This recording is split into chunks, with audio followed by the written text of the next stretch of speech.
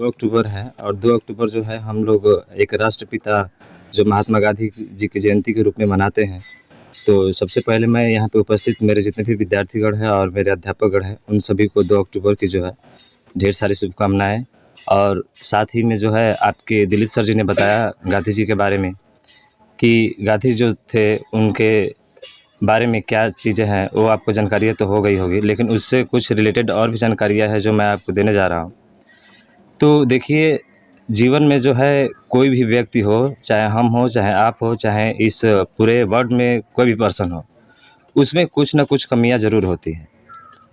कोई ऐसा व्यक्ति नहीं है जो परिपूर्ण हो। आप उसका नाम बता सकते हैं हमको?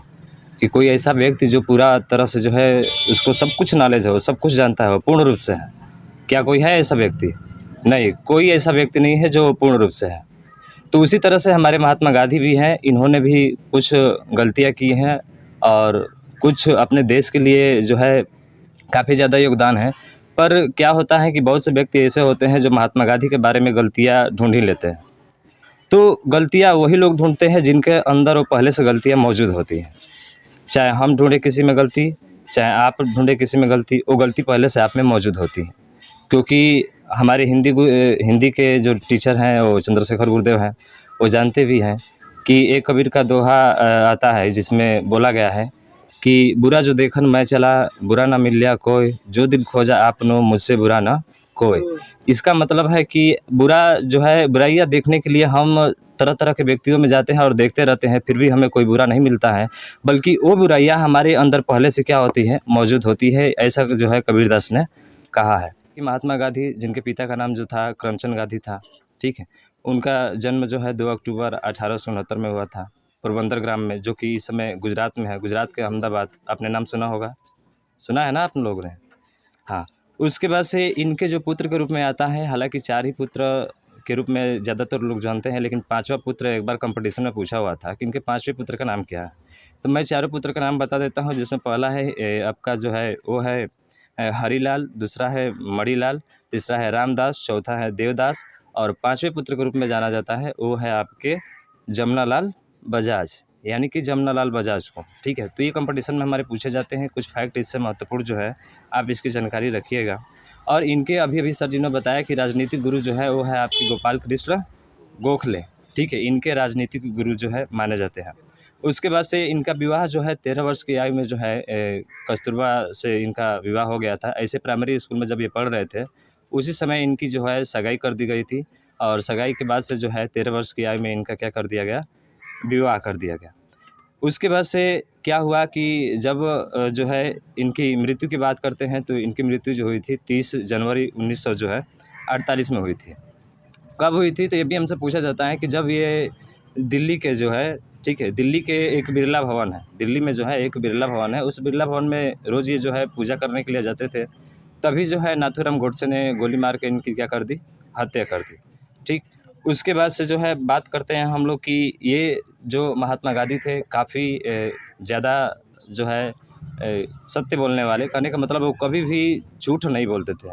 और ये बात सिखाई थी उनकी माता, और उनकी माता का नाम जो आप लोग जानते हैं, क्या नाम है उनकी माता का? पुतली बाई।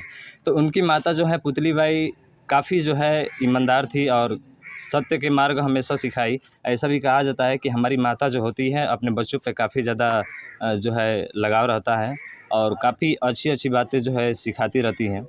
और माता से ही हम लोग सब कुछ सीखते हैं और सीख कर जो है इतने बड़े होते हैं। तो वो काफ़ी जो है अपनी माता से प्रेरित थे और हमेशा वो सत्य के मार्ग पे ही चलते थे।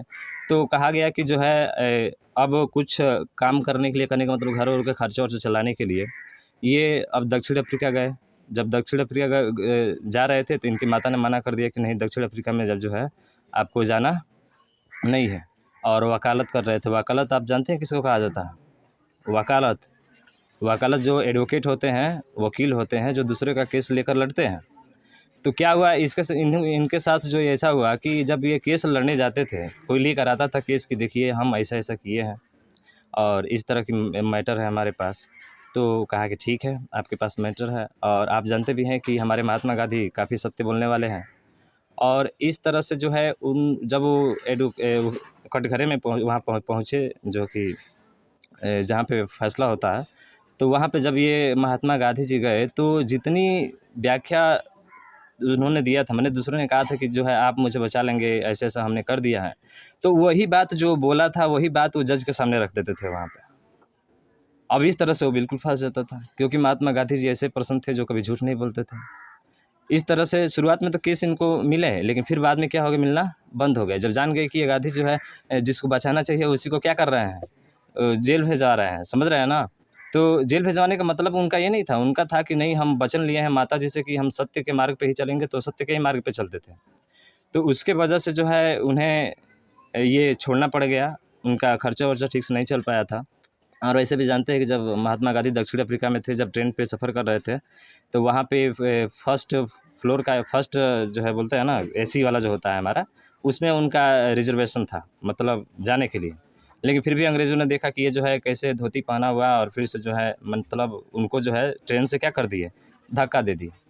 धक्का दे दिया और तुरंत जो है बाहर निकल गए। तो उन्होंने वहाँ से एक चीज़ प्रण ले लिया कि नहीं जो है मैं रंग भेद को जो है क्या करूँगा, ख़त्म करूँगा। रंग भेद का मतलब कि गोरा, काला, ठीक है? यानी कि भेदभाव एक तरह से मान लीजिए। तो वहाँ वहाँ पे जो है साउथ अफ्रीका में इन्होंने उसको भी ख़त्म कर दिया और फिर जो है अपने गाँव वापस लौट आए। और उस तरह से जो है अब इनका दिन गुज़रता है, काफ़ी आंदोलन भी हुए थे, ठीक है? तो ज़्यादा कुछ ना कहकर मैं यही कहूँगा कि आप कभी भी जो है अच्छाइयों के साथ चलिए, ठीक है? बुराइयों के साथ कभी मत दीजिए और किसी भी महापुरुष के बारे में अगर बोलना है तो 2-4 शब्द अच्छी ही बातें बोलिए, ना कि उनकी कमियों को ढूँढ कर दूसरे के ऊपर बोलिए। क्योंकि आपके ज्ञान को उजागर यही करता है आपकी अच्छाइयाँ ही। अगर आप किसी के सामने अच्छे बोलते हैं, अच्छे से बात करते हैं और अपनी विचारधारा को अच्छे से रखते हैं, तो क्लियर है आपको हर जगह सम्मान मिलेगा।